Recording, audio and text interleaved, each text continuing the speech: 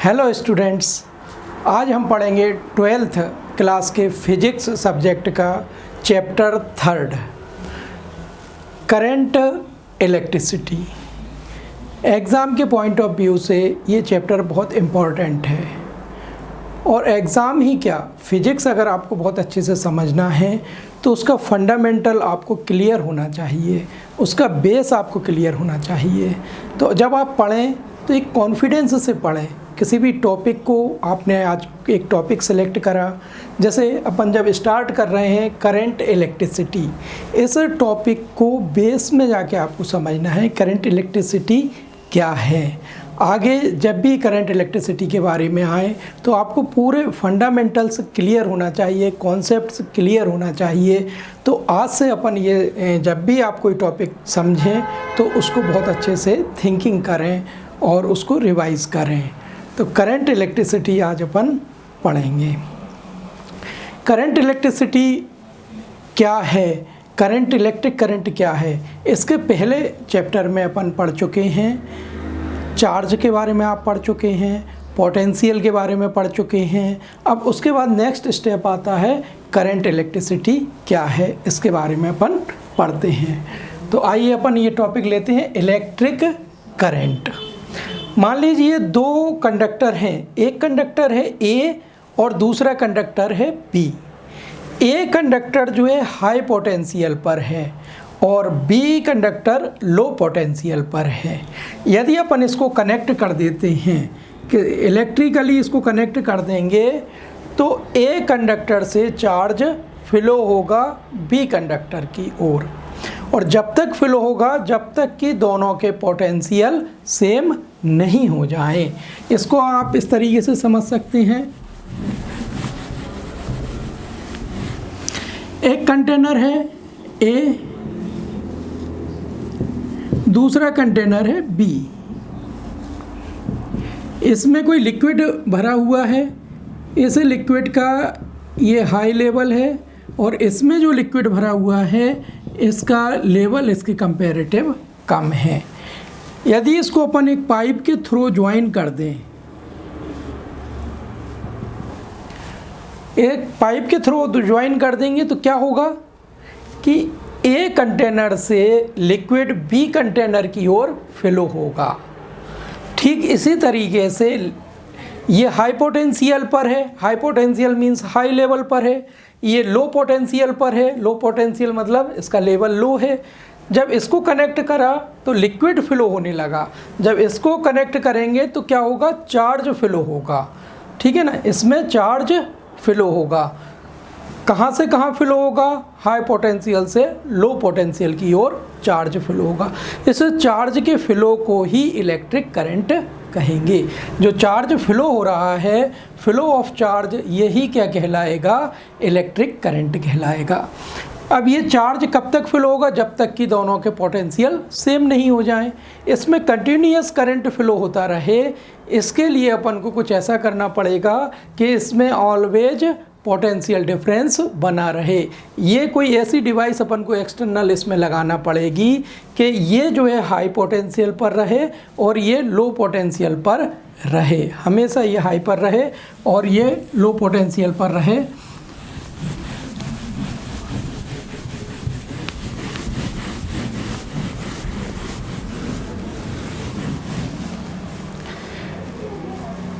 तो करंट के फ्लो को ही क्या कहेंगे अपन, इलेक्ट्रिक करंट कहेंगे। चार्ज के फ्लो को ही अपन इलेक्ट्रिक करंट कहेंगे। चार्ज फ्लो कब होगा, जैसे मान लीजिए कंडक्टर है, ये कंडक्टर है, ये इसका ए पॉइंट है, ये बी पॉइंट है। अब इसमें करंट फ्लो कब होगा, जब ए और बी के बीच में पोटेंशियल डिफरेंस हो। जितना ज़्यादा पोटेंशियल डिफरेंस होगा करंट भी उतना ही फ्लो होगा। इसमें पोटेंशियल डिफरेंस मेंटेन करने के लिए एक बैटरी लगा दी जाती है। ये बैटरी का सिंबल है, ये बैटरी का पॉजिटिव टर्मिनल, ये बैटरी का नेगेटिव टर्मिनल, और एक एक की है, की मतलब स्विच है ऑन ऑफ करने के लिए। अब इस कंडक्टर में एक बैटरी अपन ने लगा दी है, बैटरी का positive terminal connected with A point and negative terminal connected to B point. तो इसमें अब क्या रहेगा, पोटेंशियल डिफरेंस मेंटेन रहेगा, ये हाई पोटेंशियल पर रहेगा, ये लो पोटेंशियल पर रहेगा। तो चार्ज फ्लो होगा, ए से बी की ओर चार्ज फ्लो होगा। चार्ज क्यों फ्लो होगा? क्योंकि पोटेंशियल डिफरेंस है, ये फंडामेंटल है। जब भी पोटेंशियल डिफरेंस होगा तो चार्ज फ्लो होगा। चार्ज फ्लो होने के लिए आवश्यक क्या है? पोटेंशियल डिफरेंस मेंटेन हो। पोटेंशियल डिफरेंस कैसे मेंटेन करेंगे? इस केस में अपन ने एक बैटरी लगा दी है, ये बैटरी से इसमें पोटेंशियल डिफरेंस मेंटेन रहेगा, तो चार्ज फ्लो होगा। इस चार्ज फ्लो को ही इलेक्ट्रिक करंट कहेंगे। यानी charge rate of flow of charge is called electric current. Rate of charge of flow is called electric current. यानी 1 सेकेंड में, रेट मीन्स कैसे निकालते? किसी भी चीज़ का रेट निकालने के लिए टाइम से डिवाइड कर देते हैं, तो टाइम से अपन डिवाइड कर देते हैं तो रेट आ जाता है। यानी 1 सेकेंड में जितना चार्ज फ्लो होगा उसको ही अपन क्या कहेंगे? Electric current. Cross section, cross section आपको मालूम होना चाहिए क्या कहते हैं। जैसे मान लीजिए ये है, इसका ये वाला पोर्शन क्या कहलाता है? Cross section. जैसे ये पेन है, ये पेन का ये वाला पार्ट क्या कहलाएगा? Cross section.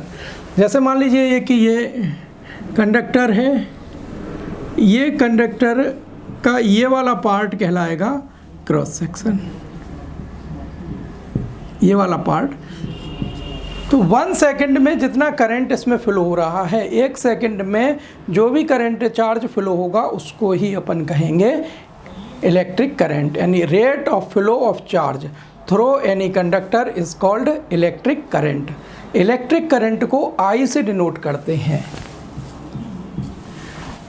तो electric current is equal to क्या हो जाएगा? Charge means Q upon T, ये फॉर्मूला हो जाएगा। Electric current I is equal to Q upon T।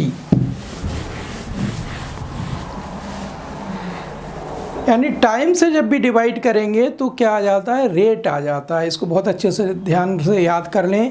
Time से अपन डिवाइड करेंगे तो क्या आ जाएगा? रेट। तो यहाँ टाइम से डिवाइड किया है तो हो जाएगा रेट। यानी rate of flow of charge is called electric current. Rate of flow of charge through any conductor is called current. Current को I से डिनोट करते हैं। चार्ज की यूनिट आप जानते हैं क्या है? कूलम। टाइम की यूनिट सेकंड, और करंट की यूनिट होती है एम्पियर। करंट की यूनिट रहेगी एम्पियर, इसको A से डिनोट करते हैं। करंट की यूनिट एम्पियर हो गई। और ये स्केलर क्वांटिटी है। यहाँ पर आपको बहुत ध्यान देने वाली बात है कि जो इलेक्ट्रिक करंट है, इलेक्ट्रिक करंट वेक्टर क्वांटिटी नहीं है, इलेक्ट्रिक करंट स्केलर क्वांटिटी है। कई बार कन्फ्यूज़न हो जाता है क्योंकि इलेक्ट्रिक करंट की डायरेक्शन फिक्स होती है। इलेक्ट्रिक करंट हमेशा पॉजिटिव टर्मिनल से नेगेटिव टर्मिनल की ओर फ्लो होता है। तो डायरेक्शन फ्लो इसमें मैग्नीट्यूड भी है और डायरेक्शन भी है। तो ऐसा अपन को लगता है कि ये जो वेक्टर क्वांटिटी है, लेकिन ये स्केलर क्वांटिटी है। स्केलर क्वांटिटी क्यों है? क्योंकि ये जो वेक्टर सम को फॉलो नहीं करता है। ये जो जनरल समेशन के जो फॉर्मूले होते हैं उसको ही फॉलो करता है। जैसे आपने वेक्टर में पढ़ा है, जैसे मान लीजिए एक A वेक्टर है, दूसरा B वेक्टर है, तो इनका सम जो होगा वो ये होगा A प्लस B, ये वेक्टर सम। अब इस लॉ को, ट्रेंगुलर लॉ को जो फॉलो करेगा वो वेक्टर होगा। लेकिन यहाँ पर इलेक्ट्रिक करंट जो है इसके वेक्टर सम को फॉलो नहीं करता है। ये जो जनरल स्केलर वाले जो एडिशन के जो फॉर्मूले हैं उनको ही फॉलो करता है। इसलिए इलेक्ट्रिक करंट जो है वो स्केलर क्वांटिटी है। दूसरा इसमें है, जैसे मान लीजिए कोई वायर है, इसको कितना भी आप टर्न कर लें, इसके करंट के वैल्यू में, जैसे मान लीजिए 5 एम्पियर करंट फ्लो हो रहा है, तो कितना भी टर्न होगा तो 5 एम्पियर ही करंट फ्लो होगा। इसके ये 2 रीज़न है, इस कारण से ये वेक्टर क्वांटिटी नहीं है, ये स्केलर क्वांटिटी है। अब देखिए, ये जैसे मान लीजिए एक कंडक्टर है, इस कंडक्टर का A पॉइंट है, ये B पॉइंट है, इसमें ये करंट फ्लो हो रहा है। करंट को I से डिनोट करते हैं।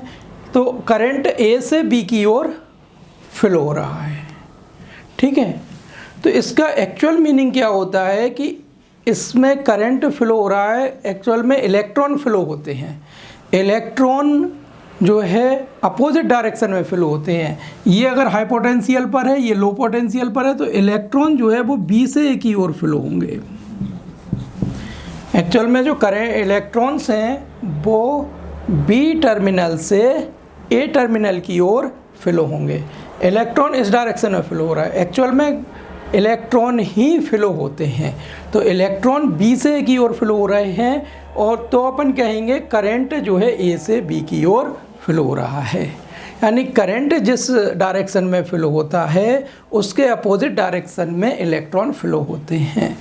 और ये एक्चुअल में किसी भी मेटालिक कंडक्टर में इलेक्ट्रॉन ही फ्लो होते हैं। इलेक्ट्रॉन जिस डायरेक्शन में फ्लो होते हैं उसके अपोजिट डायरेक्शन को अपन कहते हैं कि करंट फ्लो हो रहा है। यानी ए से बी की ओर करंट फ्लो हो रहा है, इसका अर्थ है कि इलेक्ट्रॉन्स जो हैं वो बी से ए की ओर फ्लो हो रहे हैं। ये बहुत अच्छे से आप याद रखें कि इलेक्ट्रॉन जिस डायरेक्शन में फ्लो होते हैं उसके अपोजिट डायरेक्शन में करंट फ्लो होता है। यानी करंट जिस डायरेक्शन में फ्लो हो रहा है उसके अपोजिट डायरेक्शन में इलेक्ट्रॉन फ्लो हो रहे हैं। तो करंट का फॉर्मूला हो गया I = Q/T, यानी electric current = charge upon time. Electric current = charge upon time.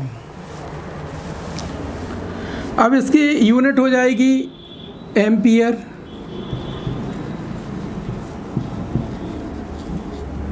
Charge की यूनिट हो जाएगी कूलम।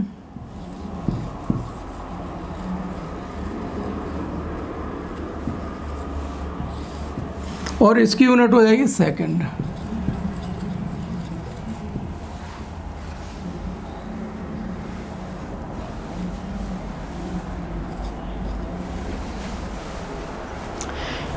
यानी 1 सेकंड में, यदि किसी कंडक्टर में 1 सेकंड में 1 कूलम चार्ज फ्लो हो तो उस करंट को 1 एम्पियर कहेंगे। मान लीजिए कि कंडक्टर है, इस कंडक्टर में 1 सेकंड में 1 कूलम चार्ज फ्लो हो रहा है। 1 सेकंड में 1 कूलम चार्ज यदि इसमें फ्लो होगा तो उस करंट को कहेंगे 1 एम्पियर। यानी 1 सेकंड में 1 कूलम में यदि चार्ज फ्लो हो रहा है तो उसको कहेंगे 1 एम्पियर। इफ़ चार्ज फ्लो पर second 1 coulomb is called 1 ampere. यानी 1 सेकंड में 1 कूलम चार्ज फ्लो होगा तो उसको कहेंगे 1 एम्पियर करंट फ्लो हो रहा है। अब इसमें आप देखें कि करंट फ्लो जो है मेटल्स में भी होता है, करंट फ्लो लिक्विड में भी होता है, इलेक्ट्रोलाइट में भी करंट फ्लो होता है, और जो सेमीकंडक्टर्स होते हैं उनमें भी करंट फ्लो होता है। तो मेटल में जो करंट फ्लो होता है वो इलेक्ट्रॉन्स के कारण फ्लो होता है। मेटल्स में करंट फ्लो किसके कारण होगा? इलेक्ट्रॉन्स के कारण होगा।